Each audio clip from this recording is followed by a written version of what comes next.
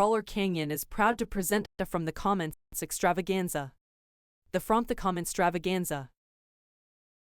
You've finally found a generic tire that performs like a premium brand. Okay, now double bund them and stick them on a portal rig. Because here, in Crawler Canyon, we do what we can. Because we must. For science. The foam mudslingers have been outfitted with canyon inserts, soft front, medium rear, and honestly, the feel that they give me is a tire that just needs to be broken in. Like, that amount of traction does not feel at all like an Amazon tire. Like, see, we get that little slip right there, and then it catches, and then where I get the front in between the two slick rocks, it's not grabbing. But that upper tire, like, silently, quietly, off to the side, just grabbed up over that lip. Now, do we have enough? Like, right there. That is what we call future promise. There's definitely something that's gonna come of that.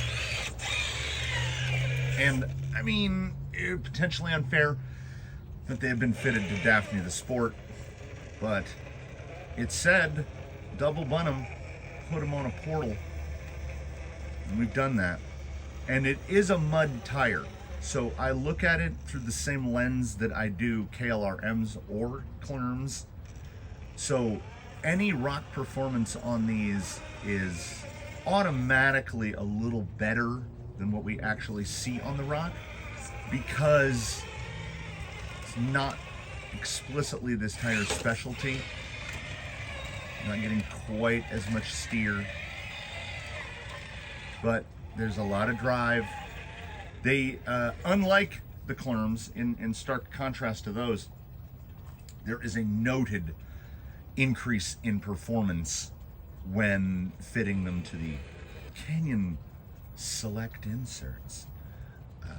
These feel really good. If this was a blind test, I don't know if I'd be able to tell you what the lineage of these tires was. They feel good.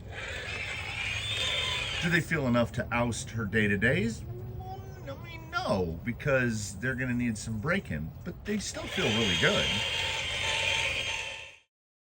Try them turned around. I have much better luck when I run the treads the other direction.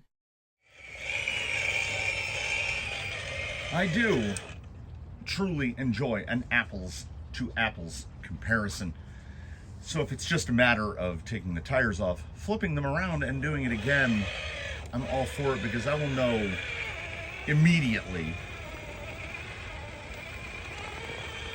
And we have yet to find a tire that works better, what is called backwards compared to forwards.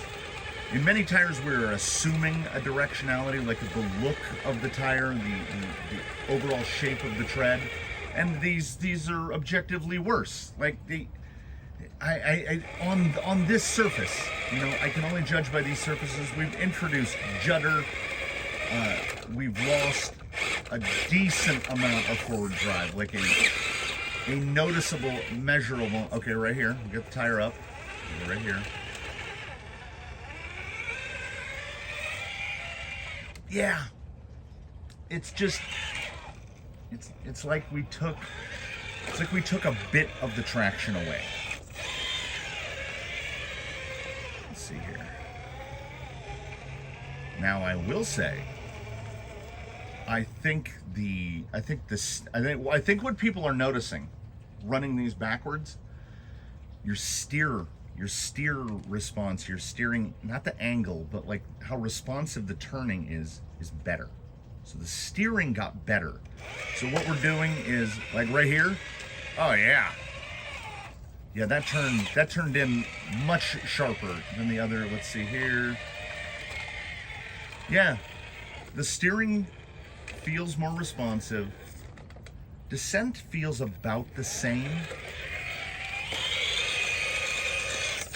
But it's not, you know, I don't know. we're gonna put this one up in the air because I think if you ran the tires this way and broke them in this way, I think they would potentially break into about the same level of traction that they would break and run the other way. It's not substantial. It felt more substantial right at first squeeze of the trigger. I think you could run these. I think you could run these either way, much like a Tusk, and whatever your terrain and the amount of traction your terrain offers, one direction of this is probably going to be a little bit better than the other. I want to try super slow here. Beam.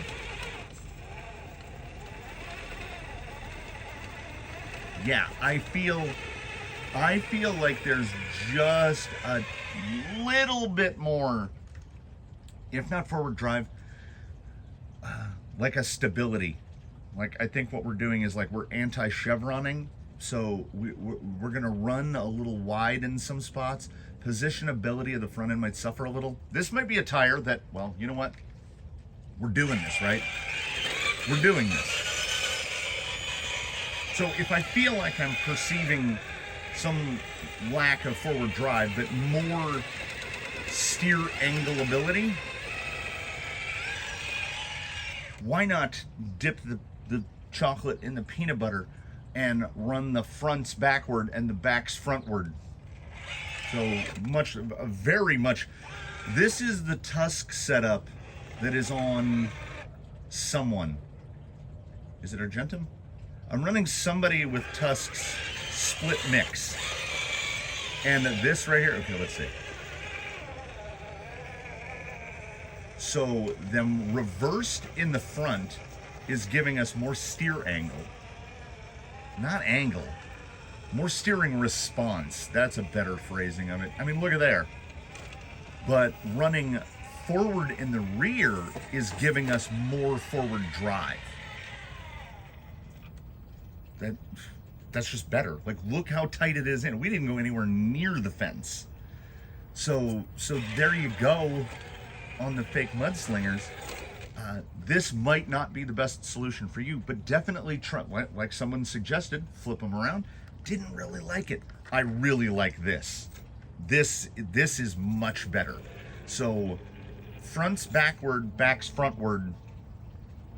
Yeah, that makes sense. That's apparently, I guess that's the hot ticket.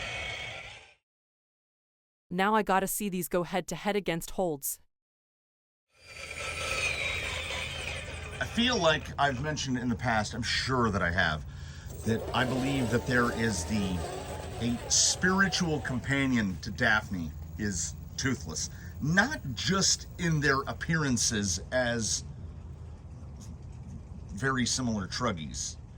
We've got Portal versus Straight Axle. Like, they don't actually share any parts in common aside from a creep cab, and I think they're both on 50 kg servos. But other than that, they share nothing in common except the way they handle. So somehow it came out to where they drive very similarly. So in an effort to not wear out all the wheel nuts, Toothless will be taking the one. Yeah, these get a little bit better. Yeah, there we go. That is a tire that needs to break in. Once that tire breaks in, we're something. Daphne, come at me if you think that Daphne can't pull off literally any wheel. Put any wheel on there and you'd be like, yep, that looks pretty good. These are the Ghost Rovers wheel tire combo. Yeah. Those mudslingers are great. You know, they're great. But I don't know what is directly responsible for the hold renaissance. They sat on the tire rack like, oh my goodness. They sat on the tire rack for so long, and I thought that we were never going to find a rig that was going to that was going to pass the test. And then again, from the comments coming through in the clutch, they asked, it was tusks versus holds. And Ghost Rover was running those tusks. We put the holds on there, and oh, that was close. That was really close. Okay, so out of the box, straight out of the door, it looked like holds was gonna blow the doors off. Not the case. Oh, we gotta go to the staircase. Because that was delightfully, if not deliciously close, and I am not mad about it. Oh, little shuttle there. Stay in. Okay. I want every tire to work. Yes, we acknowledge some tires will be better in certain situations. Canyon Trail is like a Swiss Army knife of a tire. It's not really the best at anything, but it's genuinely pretty good at everything. Any of this swamper, bogger style bead, well, the tread, big double bars, let's just call them big double bars. If you've got a big double bar tire, there's going to be holes in the traction profile. There just always are.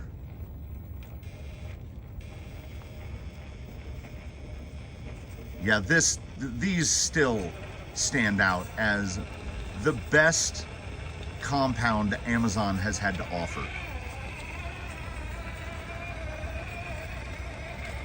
Like, we didn't just power blast that, because it wouldn't. We had to put some thought and some effort into it. But at no point did I ever feel like it was cutting back. It just went through.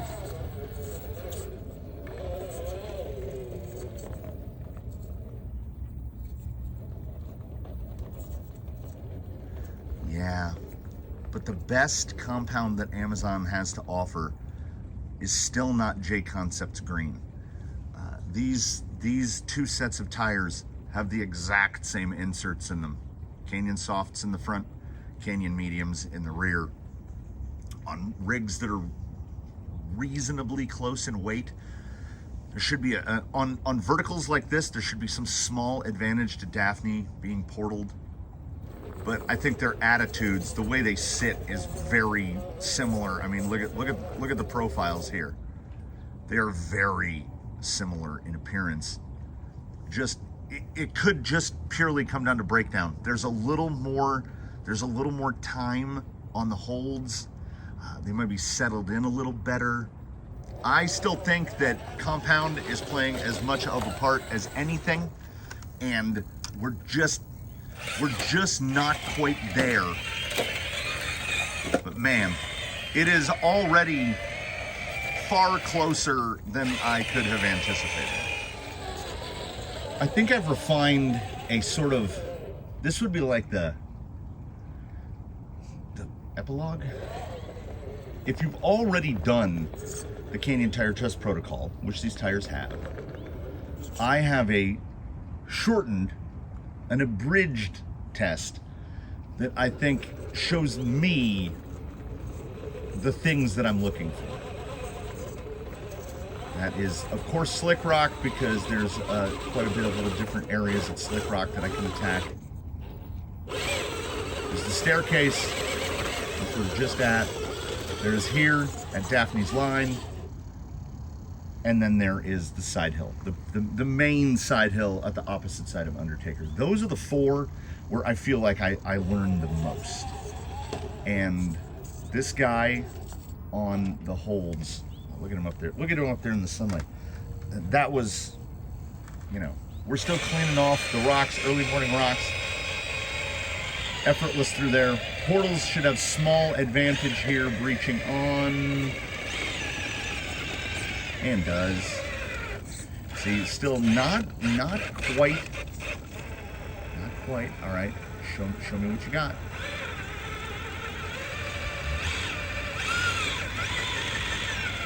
Now, when Toothless got hung up right there, it was physical clearance.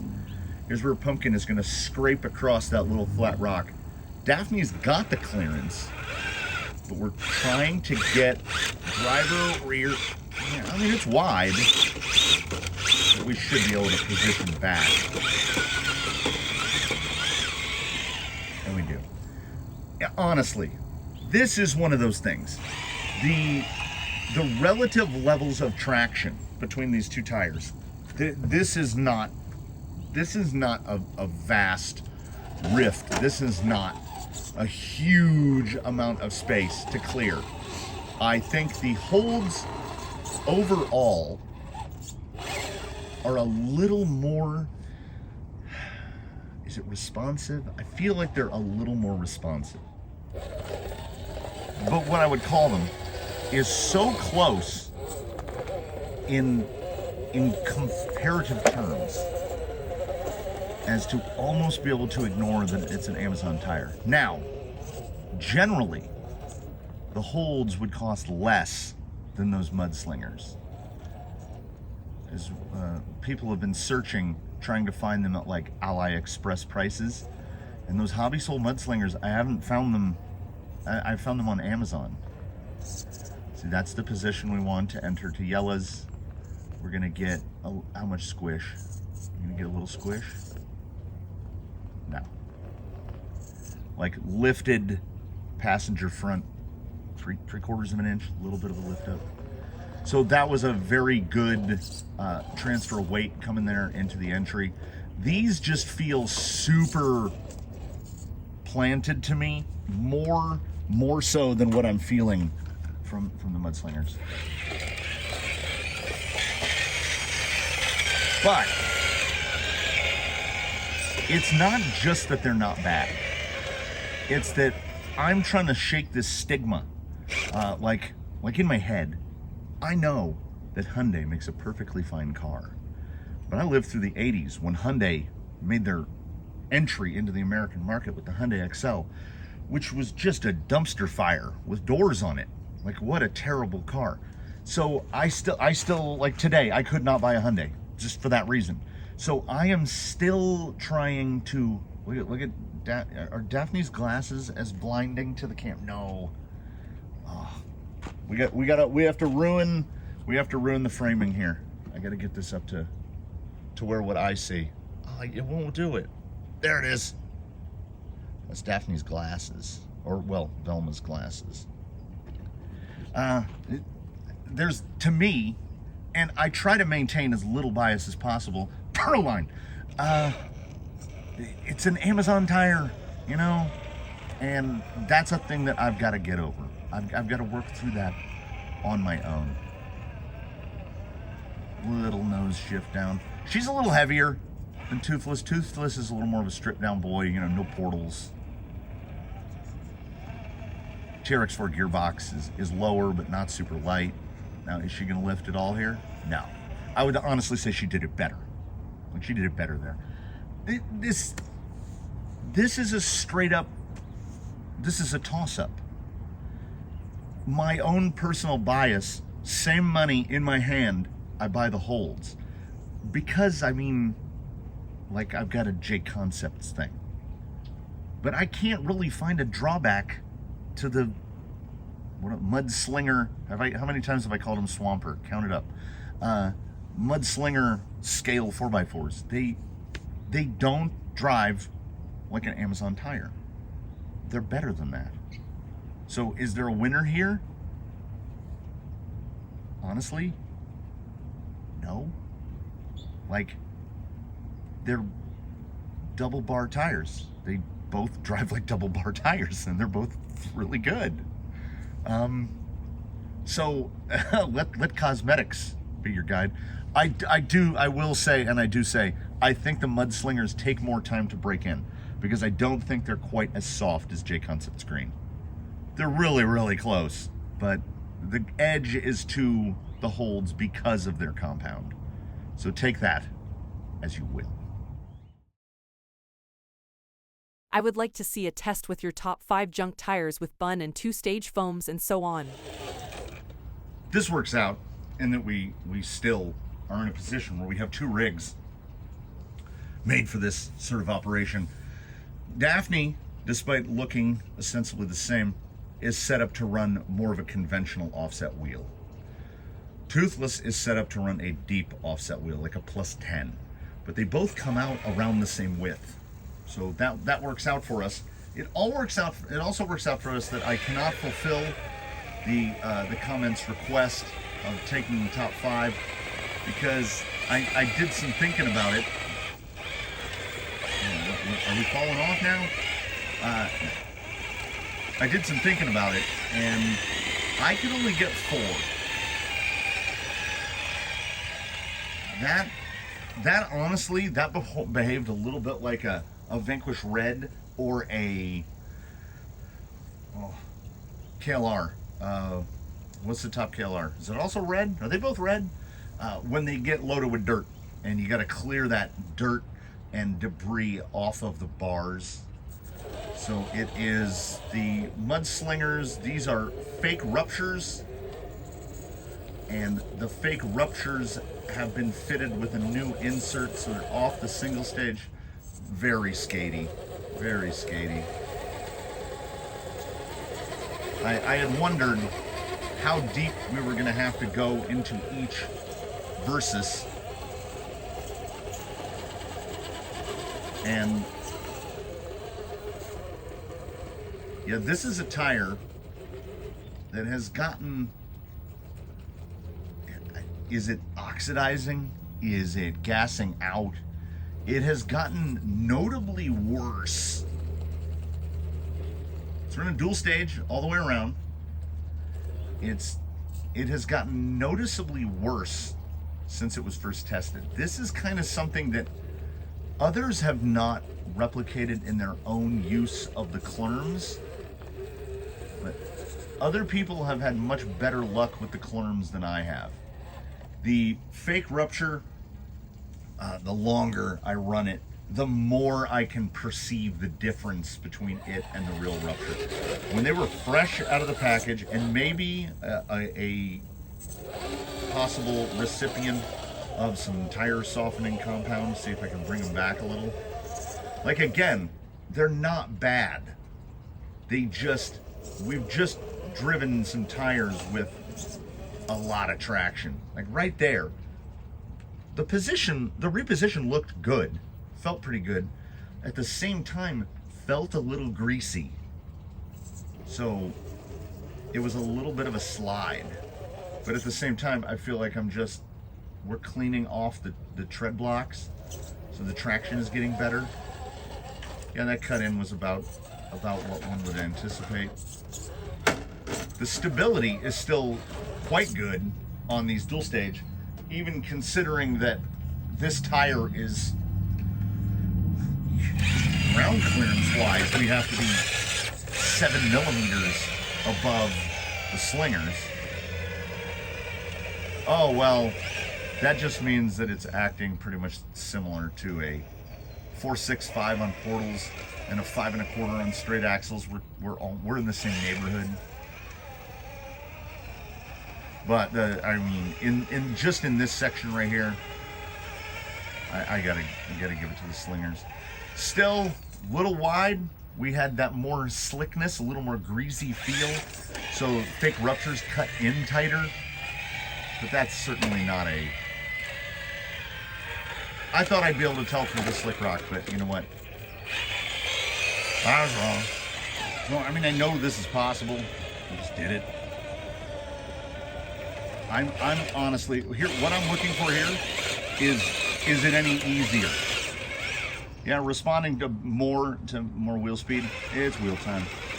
It's wheel time on 2 fronts.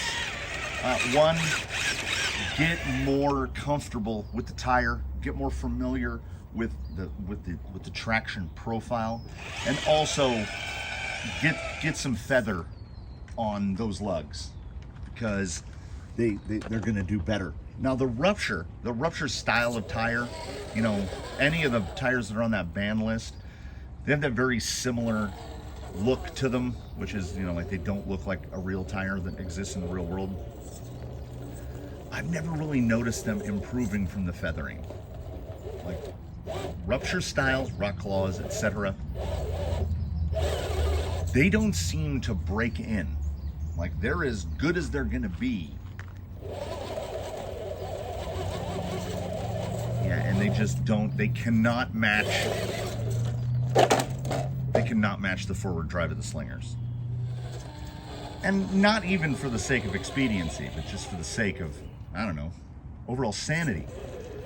I can acknowledge that I'm feeling what I'm feeling, and I can keep flailing at an obstacle, attempting to get a tire to do better than it probably can, or we can move on.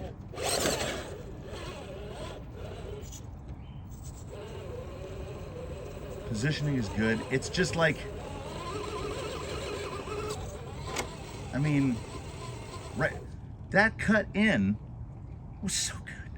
And then we get to right here, and we just don't have enough. There it is. You gotta find the exact spot.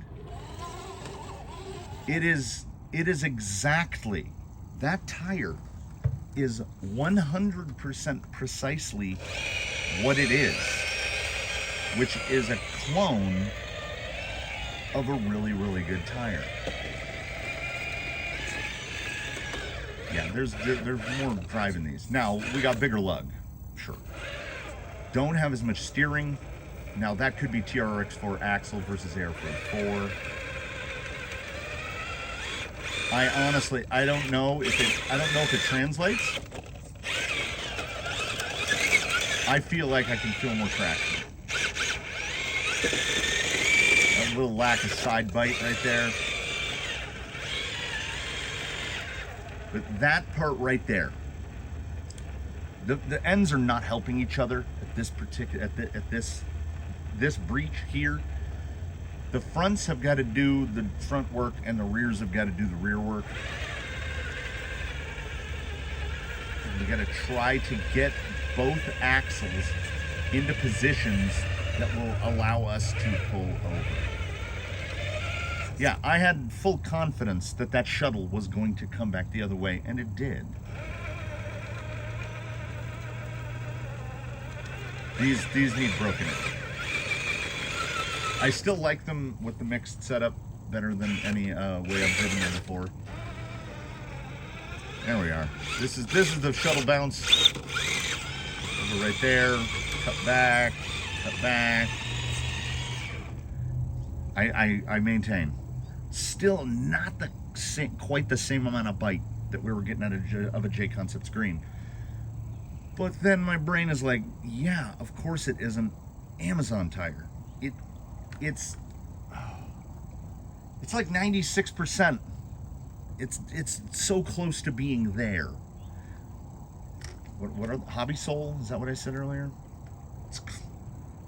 It's agonizingly close, is what it is. It's leagues better than the fake rupture. The fake rupture is not as close to the real rupture as the fake mudslinger is to any real mudslinger.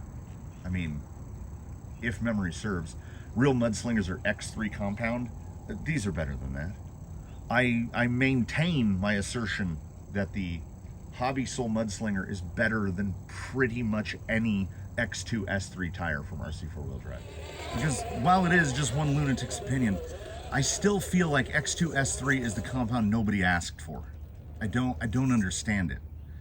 Like, KLR has got competition compound, the red, and then they've got the trail compound, and I've run the trail yellows.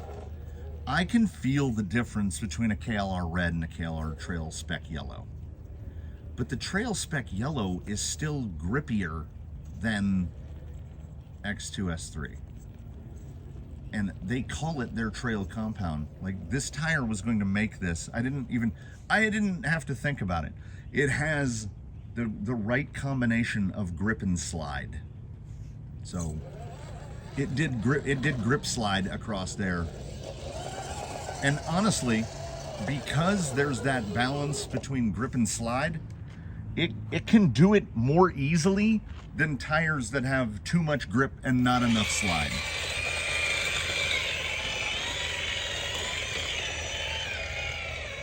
She really does sound like a jet turbine powered tractor. Yeah, see, more grip, less slide.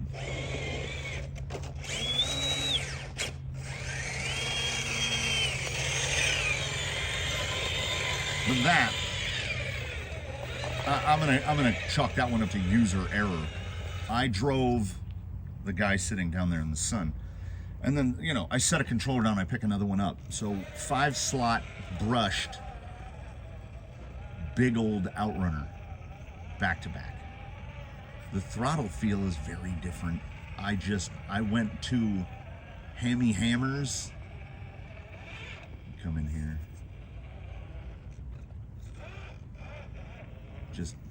It feels more planted. This one, Daphne went through that via traction, and Toothless got through there by wakeboarding his rear end. Like the front is the boat and his rear end is the dude on the wakeboard. And the dude on the wakeboard kind of has some control over where he's going, but the boat is really determining where this thing ends up. So if it's between these two, it's the mudslingers, and I'm doing my very best to ignore the cost. Fake ruptures are great, and I know you can get them for like $16, but the thing is, they will never be a real rupture. They'll never be a real boy. And whereas what I have to stop calling fake mudslingers, because RC 4-wheel drive does not make a class 2 size of the mudslinger. The mudslinger is a real mudslinger. You could put it up against any of the other sizes of mudslinger and it would be as good or better. Round 2! And the second verse is not much different than the first, except in that Daphne has been fitted, as they are on the narrower wheels, Daphne has been fitted with clerms. We're gonna get the pull over here. Now we're gonna have to shuttle around it. Daphne is on clerms, which give up a bit of width, a good bit of width compared to the mudslingers. The clerms have been reinstalled on their original inserts, the single stage foams, what I call oversize, undersize. The hole in the middle is too big and the overall diameter is too small, so there's some bag to them. But apparently there must be something to that, because that is the best the clerms have done since they were initially tested. Going head to head up against that, the most economical, the least expensive, and at the same time, amazingly, put this 2 and 2 together, the most inexpensive tire we've tested from Amazon, the Fake Approach, which were $12.50 for a set of 4. They have never before been fitted with Canyon inserts, and they have now, and we're getting a ton of lug noise. But we have to give it, we got to give it a second. These haven't been touched or remounted on wheels in months.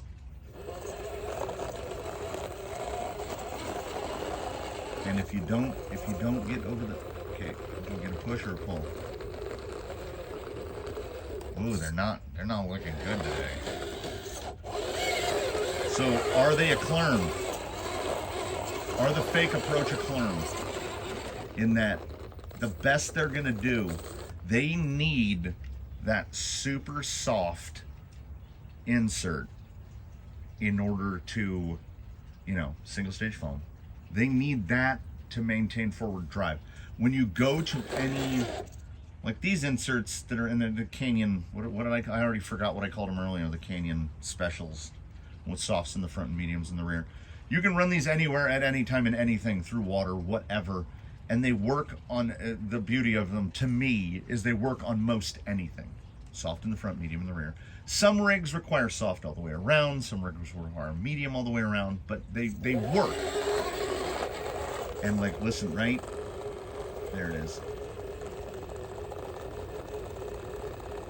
To me, it's anti-ASMR, because that sound means we've stopped moving forward, and instead we've paused to make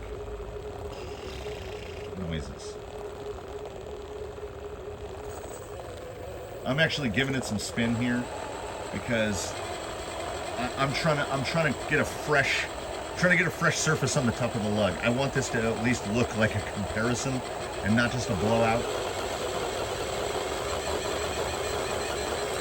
because as we sit right here, I've already got first through fourth. Fake approach are gonna have to do something to change my mind, and it's not this. Ooh, it's gonna hold it. I thought I was gonna do the not this, and then it was gonna roll over. Now, if I give it a little gas, we can make it happen. But that's not real. Yeah, they're just acting really hard.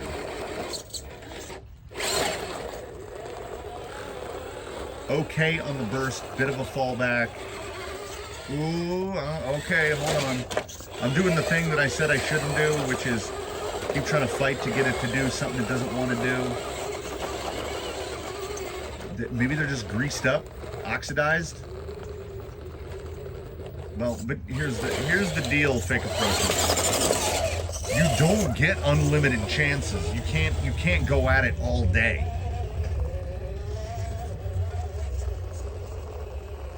Ooh, no, that's bad. That's bad. Well, don't let me tell you that it's bad. Seeing is better than hearing in terms of how a tire is doing. So we'll allow the clerms to show us that little nose dip there was bad.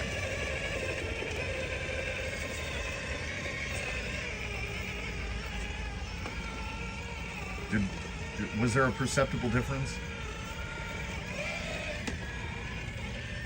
Still, again, little bit of greasy feel. I did not mean to fall down onto that low side like that. And like right here, well, are we just gonna shimmy? Most any other tire, I would have been able to reset that with just a little bit of throttle in that direction. But again, single stage. Would not be a Canyon morning tire test without some J.J. Abrams lens flare in it. You guys are not getting all day to shoot this. You're gonna groove this line or you're moving on. Yeah, that reposition is bad. It honestly, that amount of bounce back when I kind of powered right and it popped left and flipped, like what we're probably going to end up doing again, felt like an overly firm single stage foam. Like it had too much rebound. Hey, there we go. Yeah, on this insert, so this insert just behaves too firm for what these tires want, and you've got to use way more beans.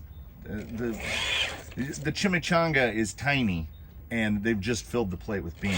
You have to use all the beans. Yeah, the Clerm has worse steering response than the Slinger. And it's another tire that responds to the beans.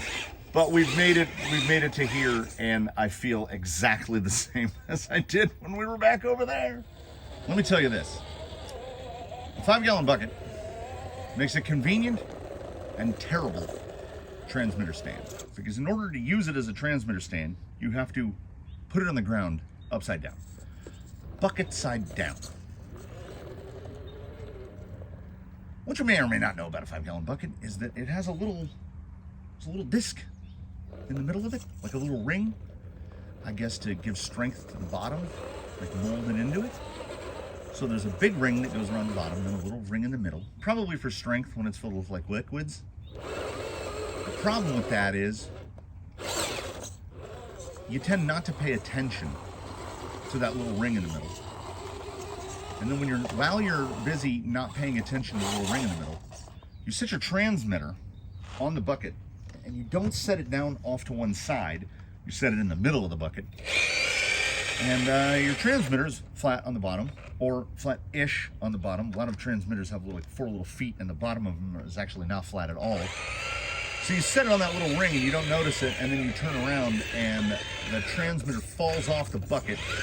And when it lands on the ground, the trigger is depressed slightly or the wheel turns sharply, and then wherever you left, like the position that these two are in right now, whatever position they were on, one of those rigs is going to launch itself off the rock, and that's what Daphne did just a minute ago when her radio fell off the bucket.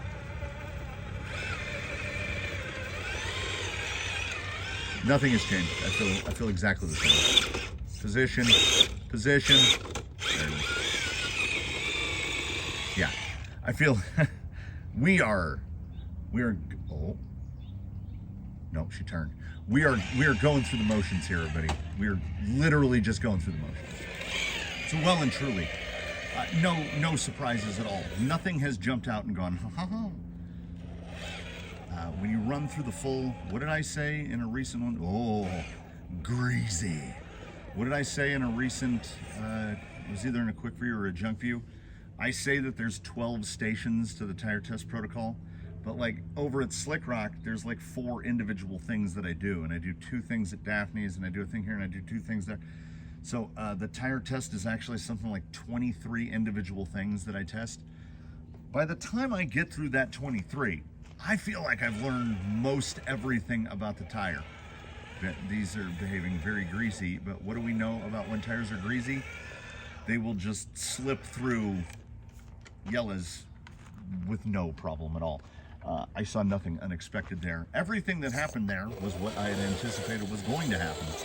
And what's even more fun about this, as I delve deeper into the madness of it, none of these tires, the 4 tires that are being tested in this portion, none of these tires are on the inserts they were last time. They still behave basically exactly the same. Like we're getting a little more traction here or moving traction over there. I have stated this before and I stand behind it.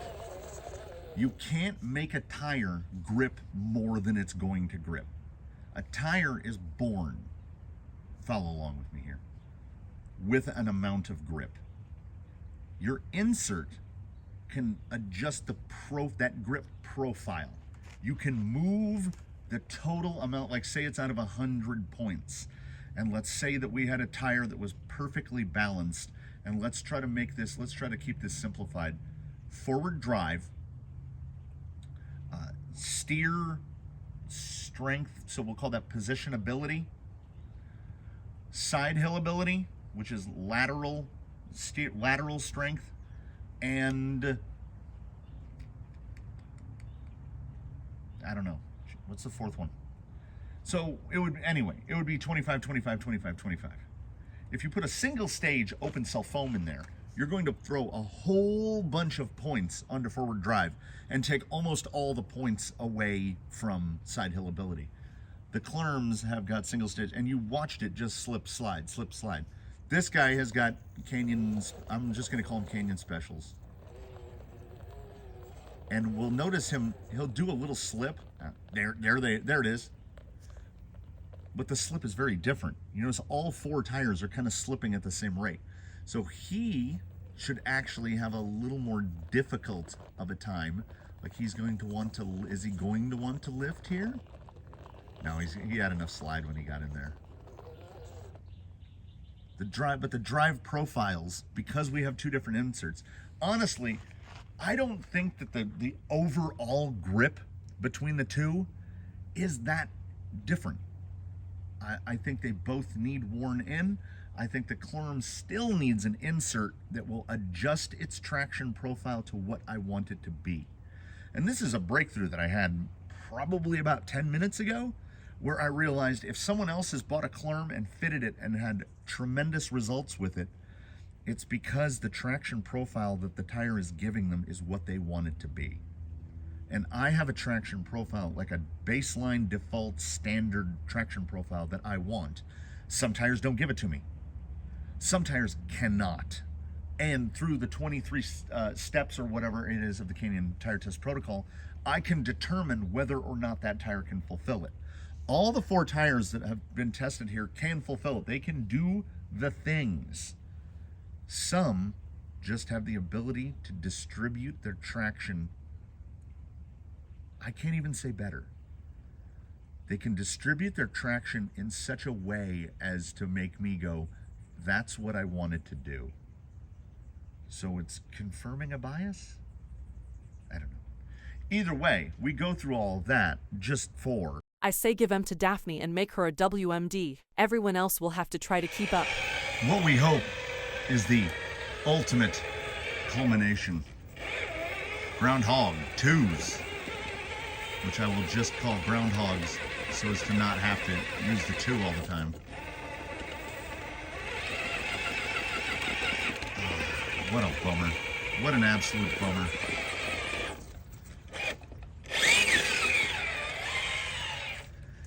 Groundhog 2s, Hot Storm Heavies, Three Brothers Anti-Foams, 6mm rods in the front, 8mm rods in the rear. And what had we hoped for? Well, we had hoped for what we hoped for. Just absolute pull up over everything domination.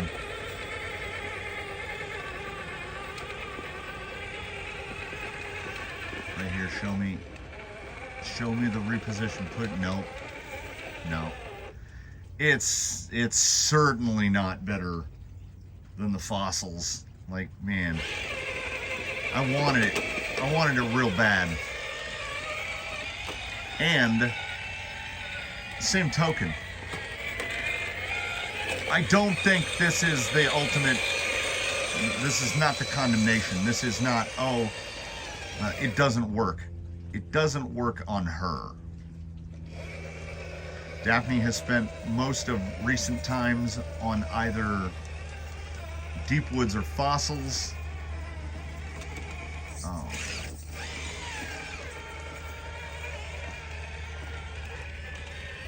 It's disappointing, you know, after going through all the Amazon stuff. You want to see just absolute domination. And here's my guess. I don't really have anything to put on it full force. I just think that either the inserts aren't as good of a fit in Groundhogs as I had hoped for. I had initially, when I dismounted, because these are her wheels. Oh, that's a big bummer right there. When I had dismounted the fossils to use her wheels, I took one of the squid inserts out of the fossil, and knowing it wasn't going to fit in these. These are wider and taller. Popped one in there, and yeah, it was just rattling around inside. And they're not made for these, so it wasn't going to fit. Now, the Three Brothers insert had been in landmines, and these are basically the same size as landmines. Maybe they're a little bit bigger width-wise, so there's a little more space on the sides. So I was hoping, but I think just that the amount of rods is not, like, this is not awful, right? To anyone under any other circumstance, if you put these in, you'd be like, you know what? This is actually pretty good. And it is 100% is. This is pretty good. But we have a baseline established that is so high. Look at that wrinkle. We know exactly what a Daphne insert tire combo has to do. Maybe? Now I'm thinking thoughts. Maybe I went too far. Maybe it's the squid inserts. They're not just quite right. Maybe it's just, does she just want Canyon specials? So this is not the end, my friend. The ground and the beauty of it is her combo is still there, ready. I could just, it's 24 bolts and her fossils are back on. So her fossils with squid inserts are committed to her until we can get these Groundhogs to do, as I mentioned, exactly what I want them to do. I can tell you this. I don't know if it's the 3D insert. I don't know if it's the tire. I don't know what is combining to make it happen, but her turn in, her steering response is so much better than it has been on anything else she's driven on. And I have to guess that that's the 3D printed insert. Though she's been on, you know, most of those were dual stages. Well, no, she was on one set of dual stages. Oh yeah, and the performance on the Mudslingers was the best of the junky tires. Which, if I didn't mention it and you're still watching, I think I subtexted it. In first position, the Mudslingers. In second position, the Clerms. And then I'm gonna call it third place, fake ruptures and fake approaches. Like they honestly, they had about the same traction profile, just the sliders were moved around. One did better at this, one did better at this. Neither of them were exceptional at either. Oh, that is a lot of,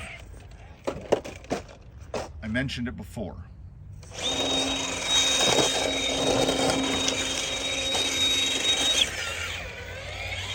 That is a lot of slide and stick at the same time. And I'm so glad I didn't just cap it and I went all the way. That's an accidental touch of reverse. That I didn't just cap it and I decided to go all the way through, because it's definitely the insert. This insert and this tire, they're not super happy with each other. They're doing the best they can for the situation that they've been given, but I think we can definitely improve on this performance here. And as I said in the review of these, there it goes. Have we gotten to a tire that has too much direct forward drive for its own good? Like, we need to take some of the forward drive away. And what has happened here is, when I went to go flip her over right now, there's way too much space on each side of the tire. It has to be 5+ millimeters on either side. Like the insert, I know you want a couple millimeters on either side of a 3D printed. There's enough room in there for the insert to just slop around to where you can get probably half an inch of space on one side. It's too much. And then the rubber's just folding over. So this, we do not have a match. This is not a match. But it's also not given up. We're not giving up. I would love to know if 4WS would be possible with the Phoenix frame. Is there enough space? I would say yes, and I would say that the only thing now this is a hard line, but ignore that. It doesn't change any of the geometry. The only thing standing between you and four-wheel steer on a Vanquish chassis, on a VS410, is money. All right? Like, this is all one big piece. You're probably going to have to replace this with like just a conventional bumper mount, because first of all, you're going to have to put a Vanquish axle, a front axle in there, which is offset pumpkin like it is in the front. Now these are TRX4 axles, but ignore that. Everything, the fitment is mostly the same. So this guy is going to go in here like, oh, I'm all turned around. He's going to go in there like that. So you're going to be a little offset, but not a lot. Like, I think the drive shaft angle will be okay. You'd probably still have to trim this. As to whether or not the links will clear everything, because I don't think you could do it without using 1/10 Boco. So you need the behind the axle steering, the one that's going to put the servo lengthwise right back here. There's no way you're going to have enough clearance for one that mounts up here. Like, under any flex, I'm almost positive it's going to hit the chassis. The Vanquish rails don't really lend themselves to servo on axle. So behind the axle steering should clear, because you get an offset pumpkin, so to come out here. And then that adapter has the adapter for the other link to go on the top. This will have to be replaced, or not replaced, but cut out, because if you're doing it to a Pro Ultra, I would say easier. If you're doing it to a Phoenix, then you've got the dig servo right here. And this, do I have a servo loose on the bench? I do. This servo would be right about there, but straight down at axle height, but like right there. So under full compression like that, something's gonna hit. because you're going to have all the steer, like this, you can see this is not going to fit because that just nestles in there. So the steering is going to be right here. So the only thing in between you and doing it is money. You got to build a whole front axle. I think that 1/10 Boco is really your only option for the behind. It's the only one I know of that will put your servo. They either go like that or like that. I'm not sure which. Pretty much like that. And you'll probably want to run a half height, like an RS700 or something back there, like RS500, RS700, or RS. What's the big one? 800, like 800, 700. Like I say, the only thing, AGFRC would have options. The only thing between you and a four-wheel steer VS410 is money. And it will not be cheap.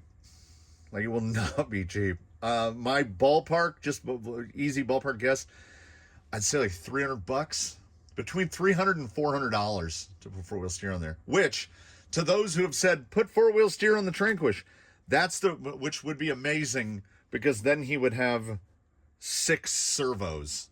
He would need all of the channels of the radio. He'd be using all 7 channels. 6, oh no. He would be using all 7 channels. That's crazy. That's the reason it hasn't happened, is because just the cost, the sheer cost of it would cost more than all of his current electronics. That's, yeah, because he's on a, oh no, he's on a Pro. So maybe a little bit less than his total cost. But yeah, is it possible? Sure, anything is possible. It would definitely, if you're on like a Zoku, way easier. Way easier. If you're on most any aftermarket chassis, not counting the hardline style, then yeah, because we're reusing all the original plastics, and most of the plastics in the rear end are going to have to go. I would just have a constant and forever mental issue about CMS in the front and SOA in the rear. But that's a me thing. But is it possible? Yes. Anything is possible with enough money.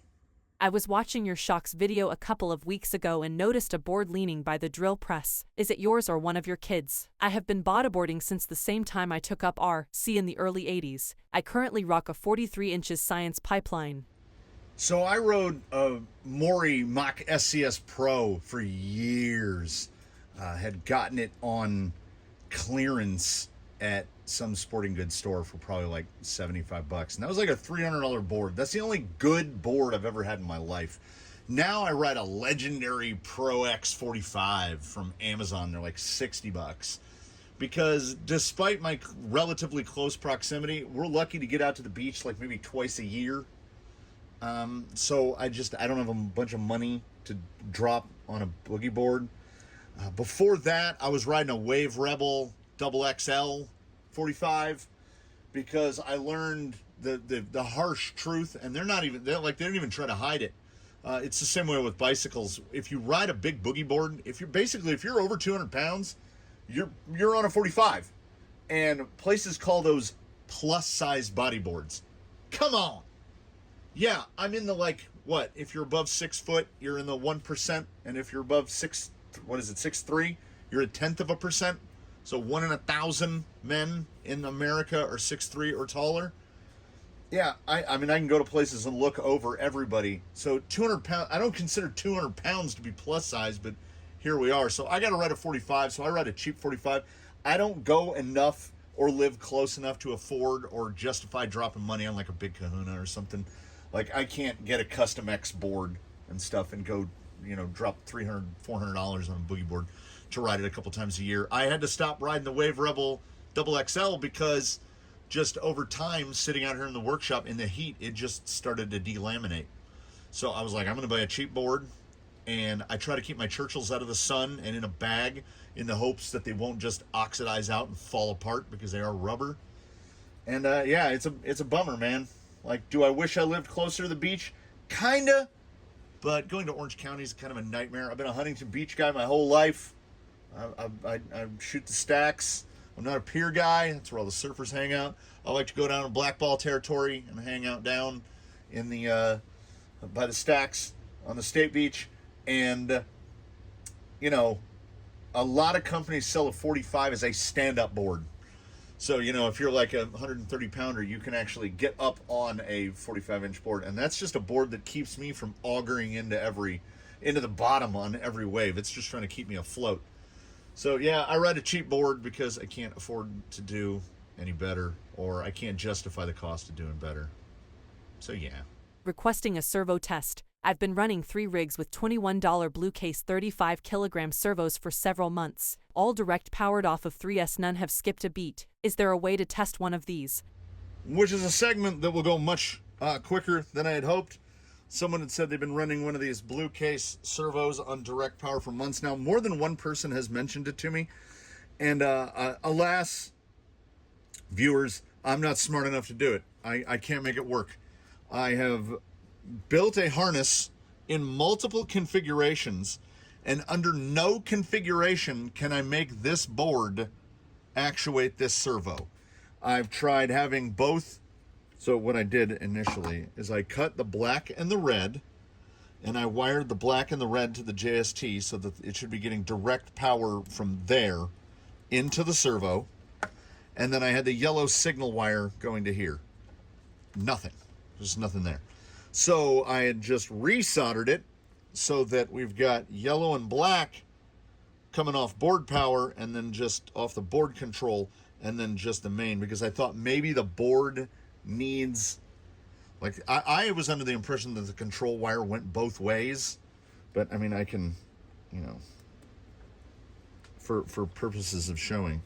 So this is ground and signal going to the board, and it's only receiving power from the power supply, and nothing happens. So this is the reason that I haven't gotten to test the DS3225SG as direct power, because I can't make it work. I don't, and also I plugged it into a receiver in both ways configured, and it doesn't work that way either.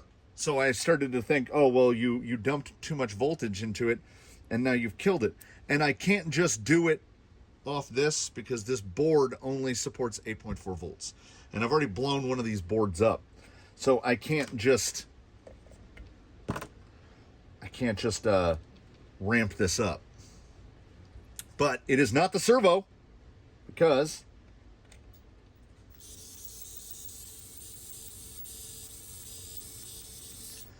I don't know how to make it work. Someone needs to explain it to me very clearly and very thoroughly in steps, because this guy is unoccupied and he is homeless, and I would really like to put it through some testing this as a direct power servo, but there has to be some step that I'm missing, something that needs to be cut or something that needs to be added or something, because if it is just a matter of fabricating a jumper, there's only 3 wires, so 3 to the second, so there's 6 possible, oh no, because we have power and ground, it's not 3 of the same wire. There's only 3 possible configurations of this. I've tried all 3 and I can't make it work. So someone, explain it to me. Give us some basher content. It's Crawler Canyon, but with badass basher background. Dude, we'd love to see you bashing it up some. Well, do you know what I say to that?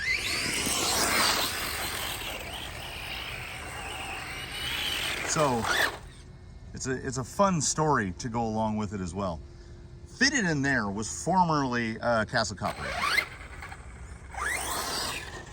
And the Copperhead was removed because this thing had, the Copperhead was put into another rig, not this one, because it originally had a Brushless Hobbies, I think they called it the Brushless Hobbies BH120, which I was assuming was just this thing dates back to the origins of brushless speed controls. It was one of the very first brushless speed controls I got.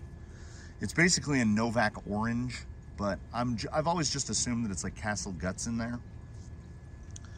And it had stopped working pretty much entirely.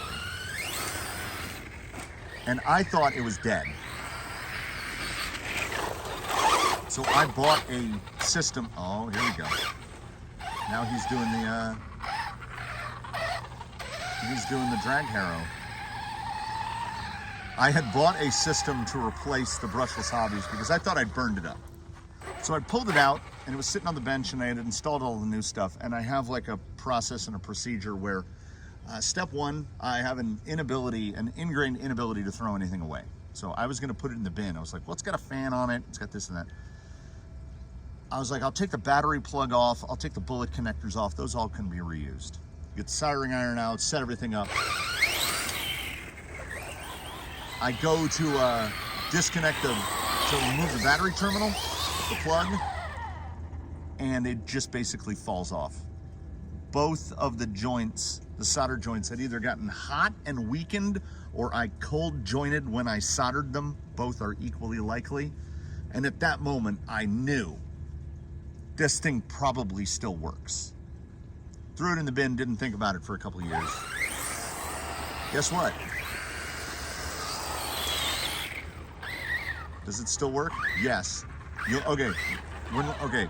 So I'm going full bursty, full blasty, and then we start to go real slow, and then if I stop for a second, we can... Oh. Okay, we've got this. We're outrunning the C rating of the battery. That's like a 30 C battery, and we're outdrawing the battery.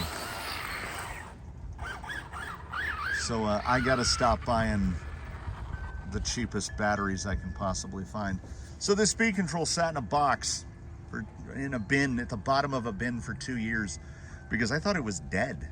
And it occurs to me now, it just clicked in my head, I have a Mamba Max Pro that is not being used right now. Why didn't I just put that in there? Take-On 3200, probably 13, 14 years old in there.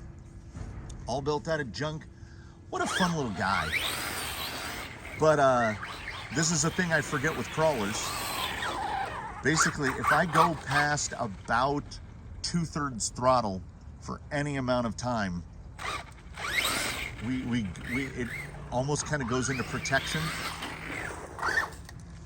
This is a fun little thing to whip around. Now, that's a question for all of you out there. This is built off of a Slash 4x4. That's what most of the guts are, which in my head, I had told myself was a 13.2 inch wheelbase, and it's not. It's like 12.5.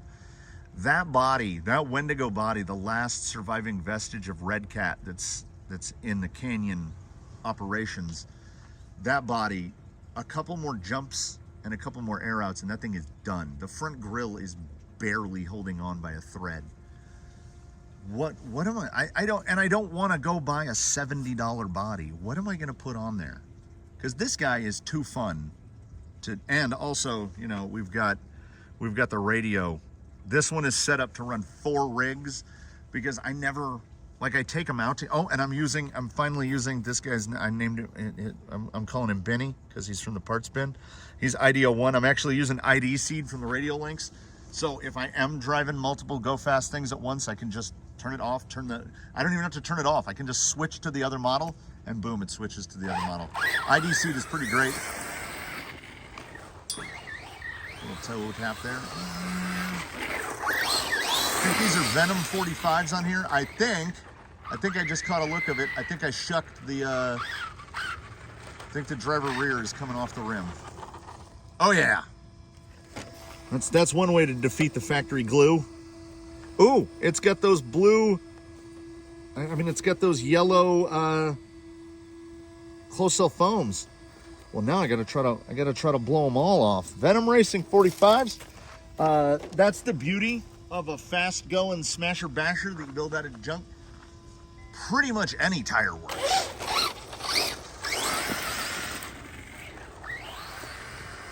I'm not trying to race. There's that bog. Oh, look at that.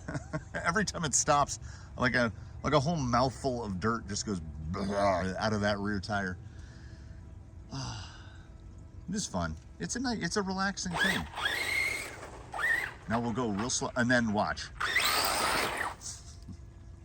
So this is one of those instances where you can hear the fan whirling away, and it's geared down pretty far on that 3200. I think there's like a 14 tooth pinion in there. The amount of speed it's putting down is perfect for me because it's not something I'm in a skate park or anything. It's designed to mush around here on the flat, take up to my buddy's house and drive around in his little track. It's pretty much perfect. It's gonna need a new body, and I really like the look of this kind of thing. It's very like what some like Eastern European guys would do to an old Trabant. You know, it has that kind of feel of it to me. So we're gonna have to put a cheap body on there of some kind. Gonna have to fix the tires, gonna have to start getting better batteries. It could also be, I've got an XT90 on the speed control and an IC5 on the battery.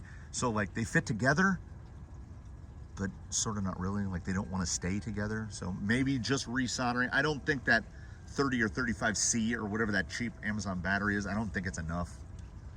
Yeah, he's cooled down enough.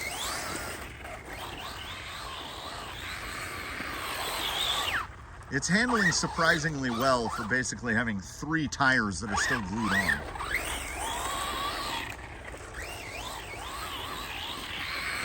And I got a wall full of buggy tires. Now I'm thinking, do I put the Mamba Max Pro in it? I think the 3200, that uncensored 3200 straight up 540 feels really good. I'll temp it when I take it in. But yeah, I think this might be the guy. We're kicking up a bunch of dust. We're having a good time. Yeah, so for those interested, the build-up on that, the Canyon's Go Fast, that is a double replacement.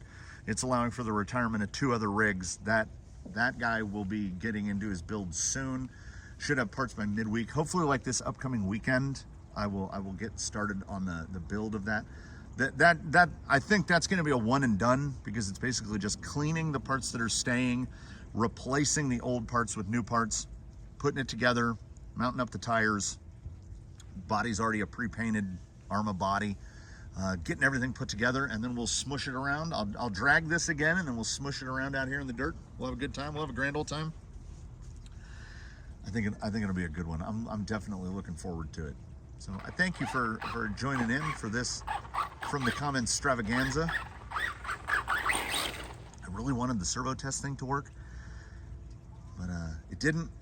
That 35 kg should honestly be in there. That's a red case 25 kg in there. Like when I say I built this out of junk, this guy was full parts bin, 0 purchases, and still is. So I think he's fun enough that I think we can buy him a body. Like what are my real options? What have I got? I don't know anymore. Like I'm too far out of touch. What have we got in that like 12.5-inch wheelbase? Do we put like a monster truck body on it? I don't know. I love the look of this, but it's just not going to live. It's going to die.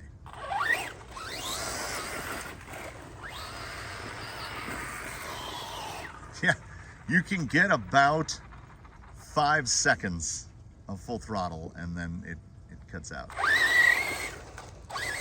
So maybe I was right all those years ago, and maybe that Brushless Hobbies BH120 is, maybe it's not the battery. So we have to put a Mamba Max in there. There it goes. You can feel it kick back on. We've got to put a Mamba Max on there, which I don't have to buy. I've got it. They don't even make them anymore, to see if that's what it is. So we got to put some other tires on him, obviously. We got to figure out a body for him. I'll swap that speed control out and see what the real deal is. And I mean, you'll see more of this guy if that's a thing that you're interested in seeing. So I believe I said thank you for tuning in. I thank you again. We will have more of the regular, building stuff, testing stuff, breaking stuff. That's what we do. Just coming back to that. Like, how can it have that much power? And then we go, and there it goes. It's like it's going into LVC, and I have no recollection if the thing is programmable. Did it come with like a little dongle? I don't know. Might have to dig around. Then back to full zazz. It's still so much fun. It really is. I mean, and then in the back of my mind it echoes, the laser nut is like, definitely not condo approved. This one barely working, 100% condo approved. So, we'll see you in the next one, everybody. Oh, there it goes. Have a good one. In between now and when we meet again, please one and all do your very best to have a good one, everybody. We will see you next time. Let's see if we can do at least something like sort of cool on the way out.